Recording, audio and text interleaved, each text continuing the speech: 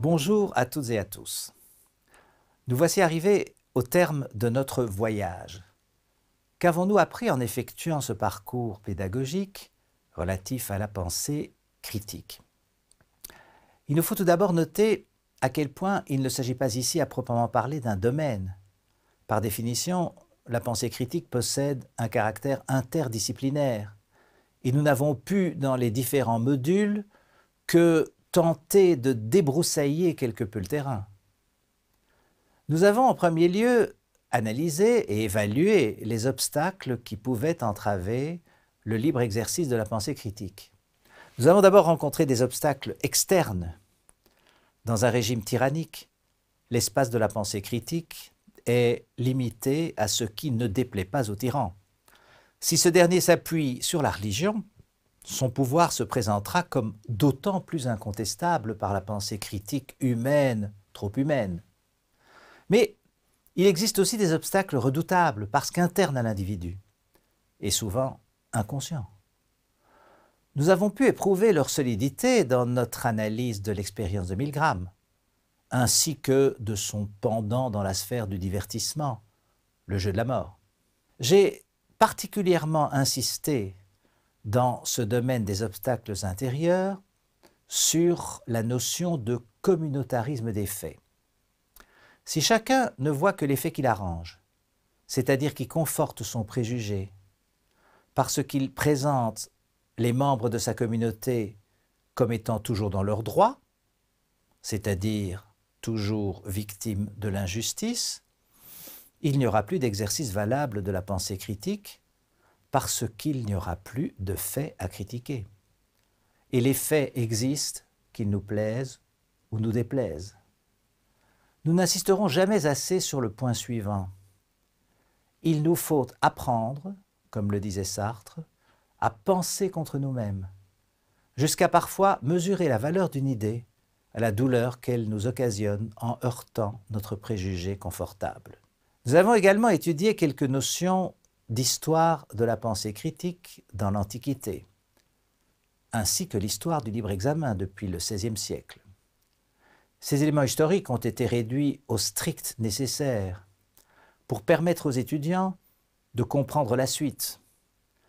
L'approche des physiciens nous a par exemple permis d'aborder la question des accusations d'athéisme, traitées ultérieurement de façon systématique, et aussi l'étude des sophistes qui a servi à éclairer la problématique de l'argumentation.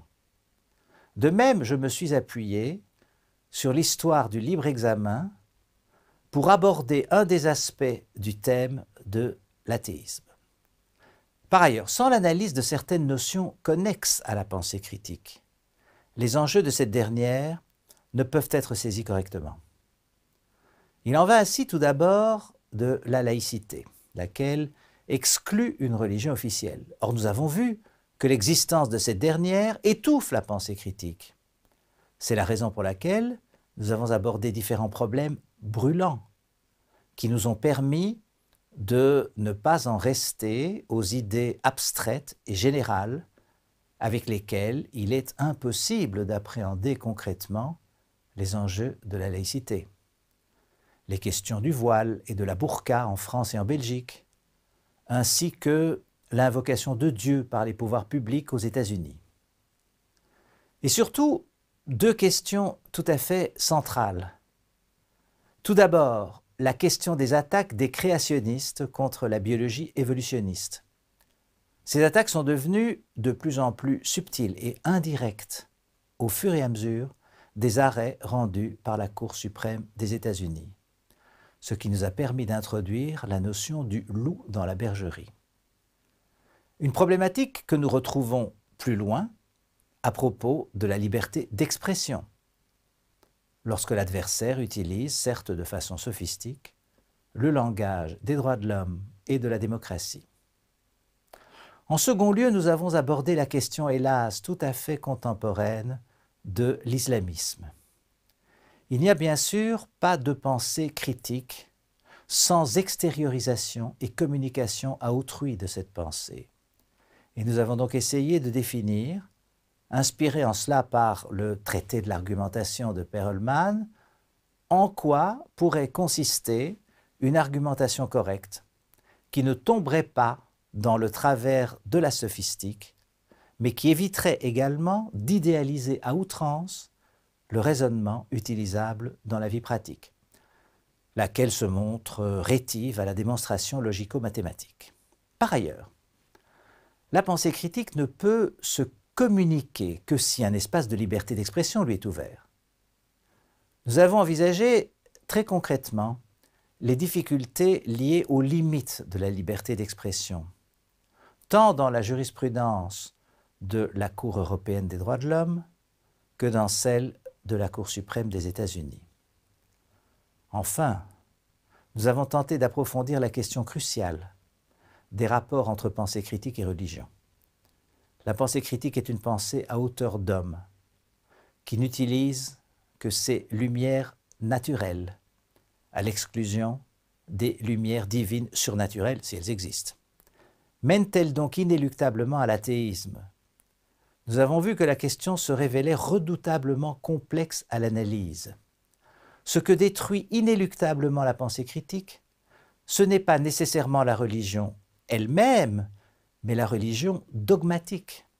Celle-ci entre en concurrence avec la pensée critique et scientifique en lui opposant ses dogmes, c'est-à-dire des vérités révélées à certains, mais pas à d'autres, qui n'ont pas les mêmes croyances. Les dogmes peuvent produire des raisons privées, c'est-à-dire des arguments recevables par un groupe religieux particulier, jamais des raisons publiques, les raisons mêmes de la pensée critique, accessibles à tout être humain disposé à faire usage de ses facultés intellectuelles. La religion se situe-t-elle nécessairement du côté des oppresseurs, donc des adversaires de la pensée critique? Ce n'est pas évident, même si elle a pu pendant longtemps être comparée, comme l'a fait Marx, à l'opium du peuple.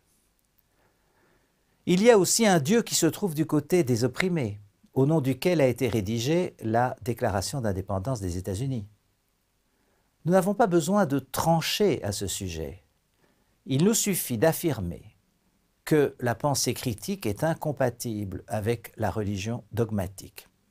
Elle ne l'est pas avec la religion des plaignants et témoins dans l'affaire Kitzmiller. La pensée critique ne mène donc pas nécessairement à l'athéisme, mais ce dernier en constitue l'une des possibilités. Eh bien, j'espère que ce cours vous aura donné l'envie de poursuivre plus avant votre formation à la pensée critique. Bonne continuation à toutes et à tous au nom de toute l'équipe.